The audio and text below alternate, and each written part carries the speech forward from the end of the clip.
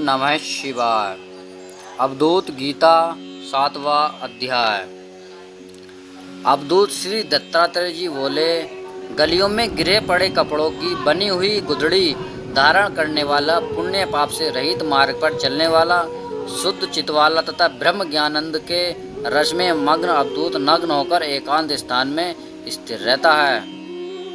जो प्रत्यक्ष परोक्ष से रहित लक्ष्य वाला है, जो विधि निषेध के वर्जन से दक्ष है, जो अद्वितीय अविद्या शून्य तत्व ज्ञान से पवित्र है, उस अवधूत के लिए वाद विवाद कैसा।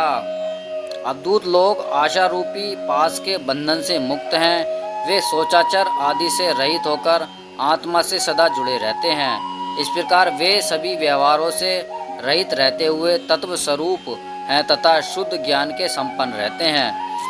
इस अवधूत की दृष्टि में देह तथा विदेह का विचार कैसा, इसकी दृष्टि में राग तथा विराग का विचार कैसा।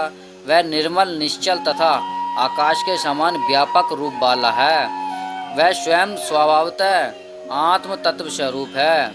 जहाँ तत्व ज्ञान प्राप्त हो गया, वहाँ साकार निराकार रूप अरूप की बात क्या हो सकती है।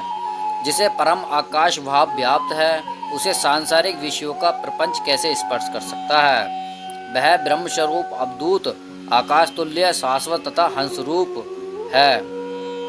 वह परम तत्व विशुद्ध माया मल से रहित तथा हंस रूप है। इस प्रकार इस आत्म स्वरूप अवधूत में वेद विवेद एवं बंधन बेंद का विकार तथा वेद किस प्रकार हो सकता है। एकमात्र आत्म तत्व ही शाश्वत तथा सर्वरूप है। उसमें संयोग वियोग तथा अहंकार कैसे हो सकते हैं। इस प्रकार जब वह परम शाश्वत सर्वरूप है, तो फिर उसमें सार असार कैसा। केवल आत्म तत्व ही अज्ञान रहित सर्वरूप आकाश के समान व्यापक एक रस तथा शुद्ध है। ऐसा होने पर इस आत्मा में संग तथा असंग कैसे हो सकते हैं, और इसमें सत्य वर्ण एवं विवरण का भाव कैसे होगा। वह आत्मज्ञानी अवधूत योग तथा वियोग से रहित योगी है एवं भोग तथा विराग से रहित भोगी भी है। इस प्रकार वह मन के द्वारा कल्पित स्वाभाविक आनंद को धीरे धीरे प्राप्त करता रहता है। ज्ञान तथा अज्ञान से रहित तथा द्वैत अद्वैत की भावना निरंतर युक्त योगी इस संसार में कैसे मुक्त हो सकता है।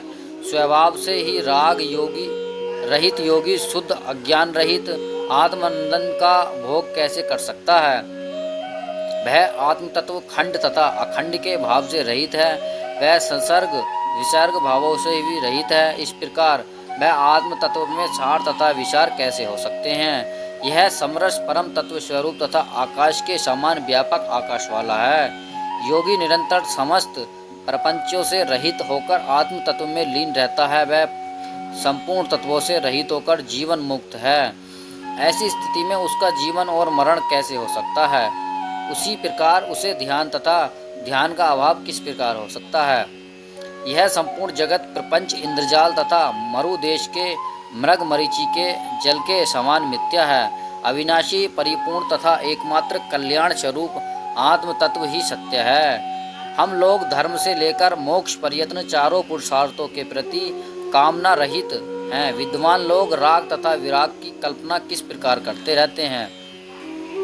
पवित्रता से युक्त तथा एकांशरस आत्मानंद में गमन परम अवधूत उस आत्मा में कुछ भी नहीं देखता है और वहाँ कुछ भी नहीं प्राप्त करता है, क्योंकि वहाँ छंद आदि लक्षण वस्तुतः नहीं है। वह अवधूत एकमात्र परम तत्व का ही कथन करता है। 7वां अध्याय समाप्त।